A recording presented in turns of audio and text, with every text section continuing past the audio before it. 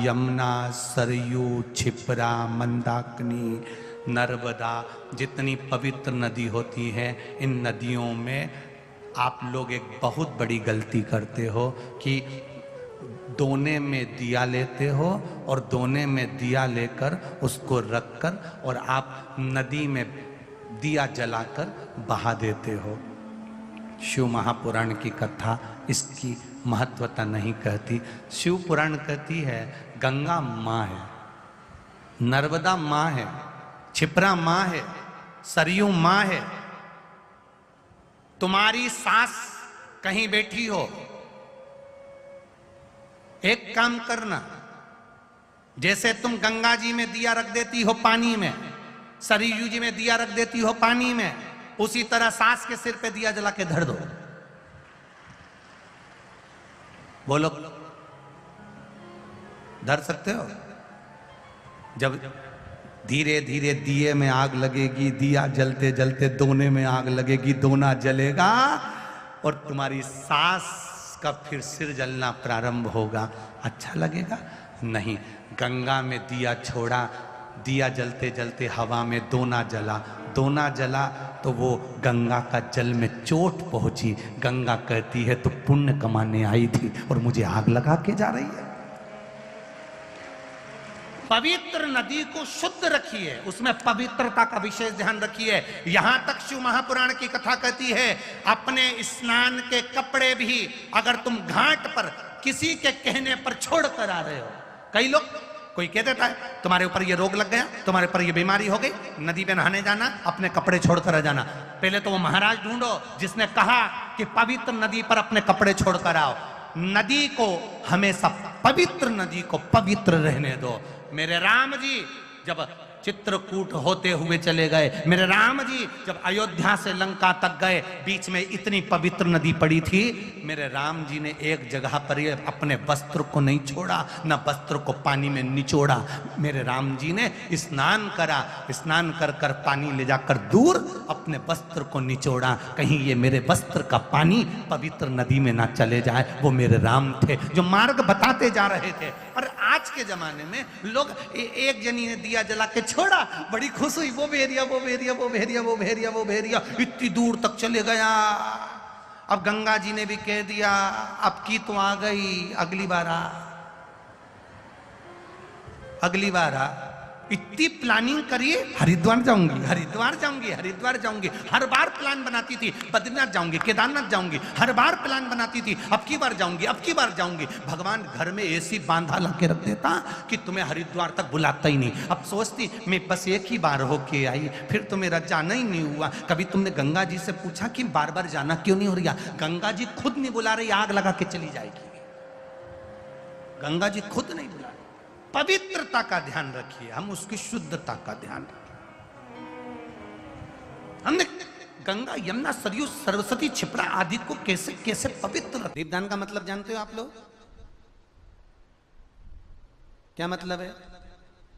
यमुना जी के घाट पर जाना, गंगा के घाट पर जाना, नर्मदा के घाट पर जाना और घाट पे जाके दिया लगाना, उसको हमारे यहां क्या कहते हैं? दीपदान। पर दुनिया के लोगों ने दीपदान के महत्व को कुछ दूसरा ही बना दिया। दिया जलाते हैं और नदी में छोड़ते हैं। भैया कौन सी पुराण में लिखा है दादा? कौन सी पुराण में लिखा है कि दिए को उठाकर नदी के अंदर छोड़ो?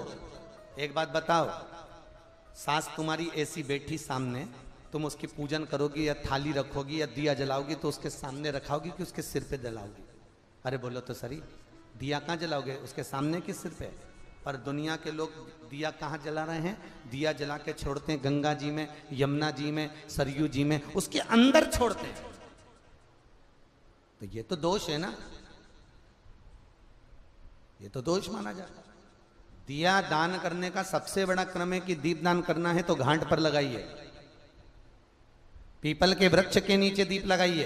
कार्तिक महीने में पूर्णिमा के दिन जो दीपदान दिया जाता है, उस दीपदान की बड़ी महत्वता होती है। हिंदू धर्म में केवल 3 दिन ऐसे होते हैं जिसके दीपदान का फल मनुष्य को नहीं मिलता। हिंदू धर्म में केवल 3 दिन ऐसे होते हैं जिसके दीपदान का फल मनुष्य को नहीं मिलता। कौन से 3 दिन है?